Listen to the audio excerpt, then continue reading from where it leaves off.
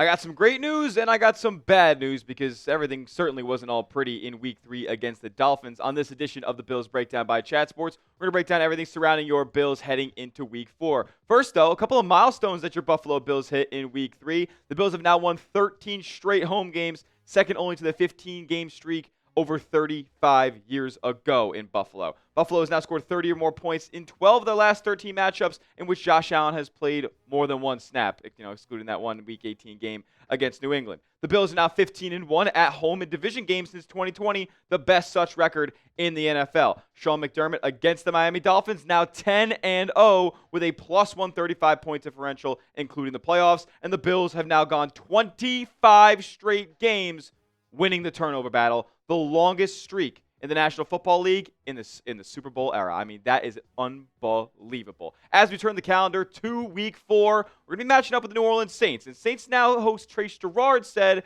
that the Saints Now channel is way better than the Bills Breakdown. And he said that we couldn't get 300 likes on this video. So I'm asking you guys right now to prove Trace Gerard wrong and show him that the Mafia means business heading into Week 4. Go down below, smash that thumbs up icon.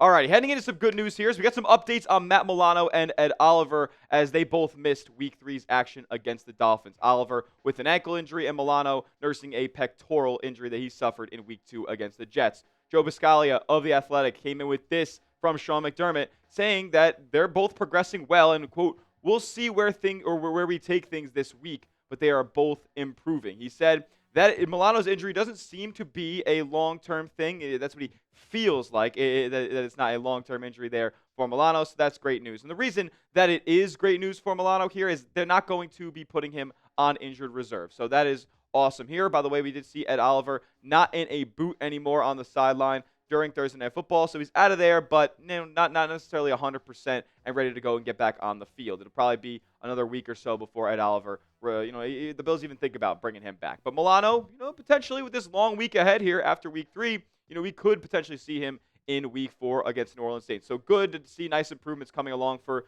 two of the most important players on the Bills defense, and I think we all kind of saw that was evident in Week 3 with not the best defensive performance all around by Buffalo. Speaking of some injuries and some returns ensuing here very, very soon, only one more week is required of Maxwell Hairston to remain on injured reserve here for Buffalo. So this upcoming game against the Saints is the only game that he is required to miss on this stint on IR. It is unclear, really, any updates around Hairston here. The Bills haven't really been announcing too much on his status and his return, so I don't necessarily know if he'll be back for Week 5 against the Pats on that Sunday Night Football game.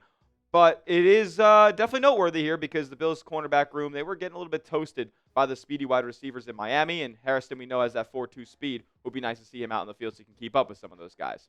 Bonus great news here for your Buffalo Bills. The days of 6 offensive lineman packages seem to be over. The Bills historically would like to run in Alec Anderson or Ryan Vandermark on some 6 offensive line packages to get a heavier set at the line of scrimmage. But with the way that their tight ends are blocking right now, there is no need for these 6 offensive lineman packages, and that just makes the Bills' offense a whole heck of a lot more unpredictable. When you got these elite blockers on the line of scrimmage that are weapons to go out there and receive a pass, defense is on their heels, and they got to think a whole heck of a lot rather than a guy like Alec Anderson, big 300-pounder, on the offensive line as a 6th man there. Jackson Hawes talked about that tight end group and what they've been accomplishing so far this season. He called them a legitimate 4-headed snake. Jackson Hawes, Dalton Kincaid, Dawson Knox, and Reggie Gilliam at fullback. Look, Hawes had a couple of elite plays.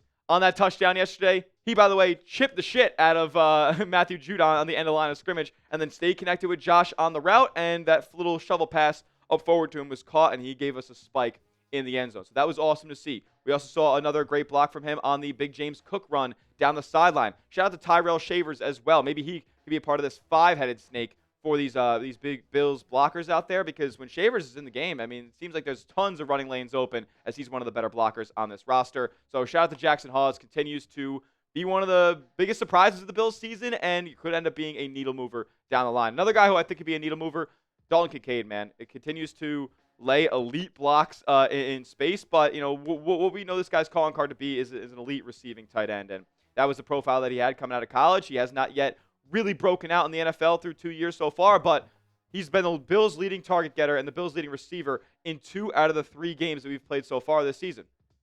I don't think that's a coincidence. I think this is a legitimate breakout year coming for Dalton Kincaid. 2 touchdowns now, and I think things are only moving up for Kincaid here.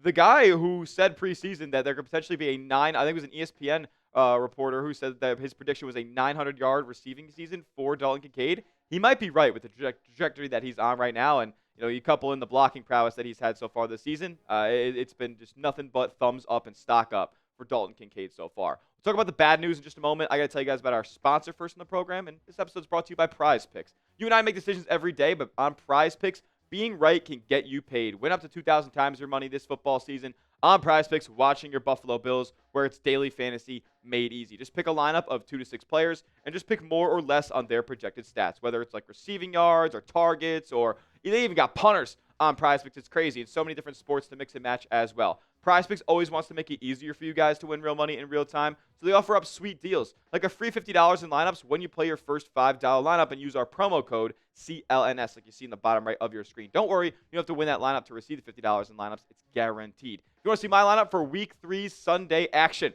I got Harold Fannin, the big tight end in Cleveland, to have more than 5.5 receiving targets. I think that game script is going to be a lot of passes thrown through the air for both sides. CeeDee Lamb, more than 83.5 receiving yards. I mean, the Bears' secondary is atrocious. CeeDee Lamb, they should have probably pumped this number up on Prize Picks, to be honest with you. Kyler Murray, more than 1.5 pass rush receiving touchdowns. So, can he run one in? Can he throw one in? I think he can against San Francisco. And then a max discount there to close us out on Sunday Night Football. Patrick Mahomes, more than half a passing yard. You can tell my picks or fade them. Just do it at Prize Picks. Download the app today and use the code CLNS to get $50 in lineups after you play your first $5 lineup. That's code CLNS to get $50 in lineups after you play your first $5 lineup. Prize Picks. It's good to be right.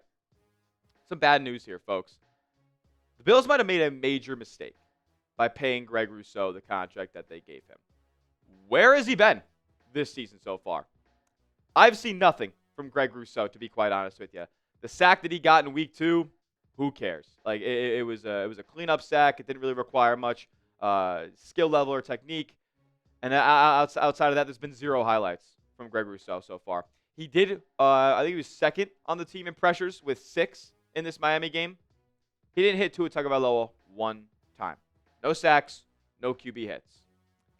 Pressures do not always mean that you are affecting the play substantially, especially when you consider how mobile and how evasive some of these quarterbacks are in this league. How many passes are thrown outside of the pocket in today's NFL? Pressures don't matter when he ends up getting a clean throw out of the way anyway. So, yeah, Rousseau was getting deep into the pocket, but Tua Tagovailoa was able to evade and escape and make plays with his legs. I was surprised by Tua's mobility in this game, but Greg Rousseau, being a speedy edge rusher out there, he didn't exactly have the most inspiring performance. It really hasn't been, throughout this whole season. Keep in mind, he's had just 2 pressures through the first 2 weeks of the year. So yeah, I just said that pressures aren't the most important stat. If you wanna push back on that, he didn't have any really in the first 2 weeks of the season. So really, really not a great start here for Greg Rousseau, coming off of a 4-year, $80 million contract extension. That's around the 15th highest paid edge in the league when it comes to average annual value. And sure, that's probably right around where he is, but it hasn't been that way through the first couple weeks, man. And look, I'll throw my right hand up. I glazed the defensive line a little bit too much after that Jets game. They were atrocious in Week 1. Ed Oliver's the only guy who showed up. Joey Bosa made like 1 play. And then in Week 3, they were atrocious again. Nowhere to be found. The Dolphins have allowed 8 sacks in the first 2 weeks, and you couldn't get 1 in Week 3. The Bills did not sack Tua Tagovailoa, a player who historically crumbles and takes tons of sacks when he faces heavy pressure. Greg Rousseau, 6 pressures last night, couldn't get a sack. 11% pressure rate for Joey Bosa and Greg Rousseau. Bosa had 1 pressure. He was nowhere to be found. It's unacceptable. You can't have it. And against some of the more higher-powered offenses in the league, they're going to make you pay. You're lucky that Josh Allen went superhuman mode against the Ravens in Week 1, or you could have potentially, if a couple things don't go right for the Bills, they're looking at 1 and 2. Sean McDermott had this to say because he knows Rousseau has to improve as well. We are going to need that 100%. I think Bosa is off to a really good start and creating some disruption back there, and we need to continue to find players that are going to help us and add to that mix. Greg Rousseau, I'll say, has not had the best development when it comes to pass rush technique. He's a guy who just uses athleticism and speed to be able to just quickly get by defenders and get these easy sacks. Just because you paid a guy doesn't necessarily means he's going to naturally evolve into this elite pass rusher that has all these different skills and techniques and assets to his game. I think we got to roll with the punches for right now. I haven't seen a lot of improvement in Rousseau's game. I'm going to be closely watching him as the weeks go on here, but it has just not been an inspiring start to the season for him. And definitely with the Bills already being one of the more financially tied up teams in the league, you cannot afford to be giving out big contracts like this and them not reap the rewards back for you. So we're just going to be watching Greg Rousseau right now. It just has not been a good first 3 games to the season for him.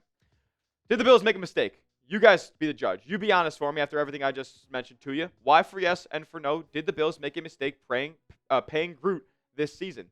Let me know down in the comment section what you guys think. We'll stick in the D-line for a second because I think this is some bad news as well. Joey Bosa played 87% of snaps against the Dolphins. Babich knows, so we need to get that down. We will get that down.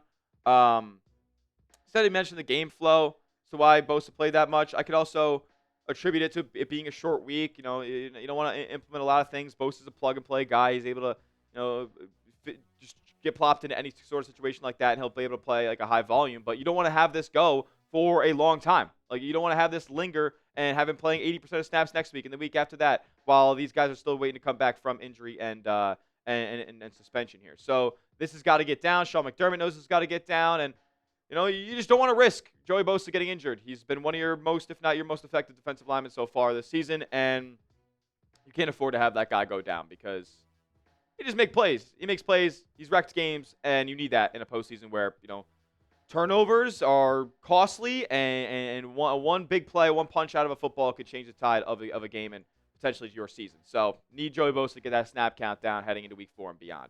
Speaking of other defensive ends, Landon Jackson has yet to suit up for the Bills. Bills' third-round pick here hasn't yet played in a game in his first 3.